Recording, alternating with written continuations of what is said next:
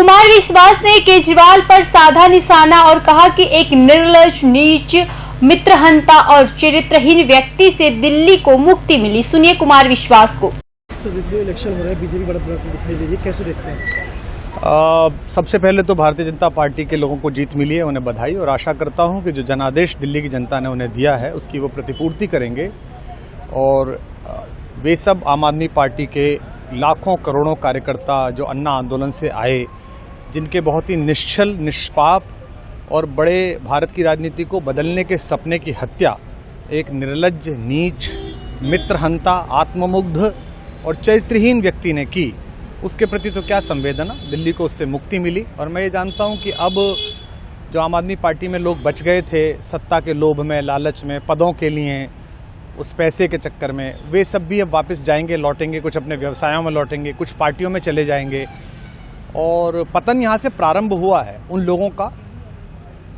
मेरे लिए कोई प्रसन्नता का और दुख का विषय नहीं है, मैं बीच में खड़ा हूँ। प्रसन्नता इस बात की है कि करोड़ों लोगों ने आशा लगाई थी, करोड़ों लोग अपनी नौकरियां छोड़ के आए थे, व्यवसाय छोड़ के आए थे, दुश्मनियां ली थी लोगों ने।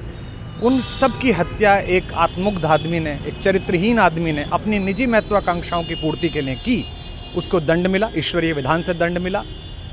प्रसन्नता इस बात की भी है कि न्याय हुआ।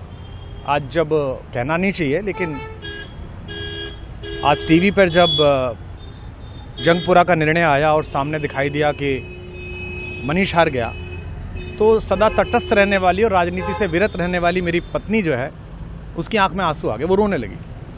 क्योंकि उसी से उसने ये कहा था कि अभी तो है ताकत, और उसने कहा था भैया ताकत सदा तो नहीं रहती। तो ये अहंकार आशा करता हूँ अगले लोग नहीं करेंगे, जो बाकी दल है वो नहीं करेंगे, इससे सबक लेंगे। और दिल्ली के नागरिकों को मैं अच्छे शासन के लिए बधाई देता हूँ। अब भारतीय जनता पार्टी अपने नेतृत्व में सरकार बनाकर दिल्ली के जो दुख थे पिछले 10 वर्ष के, उन्हें दूर करे। और आम आदमी पार्टी के समस्त कार्यकर्ताओं को कहता हूं कि आपने जिस किसी भी लोभ लालच में, सब कुछ जानते हुए एक ऐसे व्यक्ति के समर्थन में काम किया जिसने अपने मित्रों की पीठ में झुरा घोंपा, गुरु को धोखा दिया, अपने साथ कंधे से कंधा मिला के लड़ने वाली महिलाओं को अपने घर ला के पिटवाया, अपनी निजी सुख और साधन के लिए जनता का पैसा खर्च किया, अब उससे आशा लगानी छोड़ें, अब बाहर निकलें, अपना अपना जीवन देखें।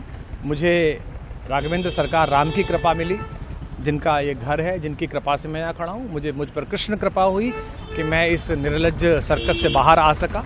मैं उन सब से भी अच्छे भविष्य की कामना करता हूँ कि वो कोई गंदगी ना फैलाएं कहीं भी, वो लौट जाएं अपने शिविरों में। जिस तरह माधव को, कृष्ण को दूत देख कर भी भरी सभा में अट्टहास करने वाला दुर्योधन जो ये कहता था सुचिग्रम नैव दास्यामि बिना युद्धे न केशवः, बिना युद्ध के 5 गांव भी नहीं दूंगा, आज वो अपनी सीटों के लिए तरस रहा है। और मुझे पता है कि इस दुर्योधन का अंत भी टूटी हुई जंघा के साथ बड़ा ही दारुण होगा। और भारतीय राजनीति एक कलंकित अध्याय के रूप में इस बौने दुर्योधन को और इसके दरबार के तमाम शकुनियों को याद करेगी। मैं उनकी मुक्ति की कामना करता हूं कि ईश्वर उन्हें इस दुख से बाहर निकाले, और समस्त लोगों को बधाई देता हूं कि चलिए अंततः न्याय हुआ। सर, बात करें दिल्ली के चुनाव या यूपी के उपचुनाव मिल्कीपुर को लेकर, चुनाव आयोग पर तमाम तरह के आरोप लगाए जा रहे हैं। अखिलेश यादव ने कल कहा कि वहाँ उपचुनाव में मिल्कीपुर, ये राजनीतिक विषय है, इस पर मैं राजनीतिक कार्यकर्ता नहीं हूँ, तो इस पर मेरी टिप्पणी शोभनीय नहीं है। वो आपस में सब जाने। लेकिन दिल्ली के चुनावों को लेकर एक मिश्रित प्रतिक्रिया है। दुख है कि अन्ना आंदोलन से एक ऊर्जा जो पैदा हुई थी, जिससे देश में एक सकारात्मक बदलाव हो सकता था, एक वैकल्पिक राजनीति हो सकती थी, उसकी हत्या एक अहंकारी आदमी ने, एक आत्ममुग्ध और असुरक्षित आदमी ने कर दी। मैं आशा करता हूं कभी ना कभी भारत में ऐसा सूर्योदय किसी न किसी दल में अवश्य होगा, जो भारत को जहां पहुंचना है वहां पहुंचाने का मार्ग प्रशस्त करेगा। बहुत धन्यवाद।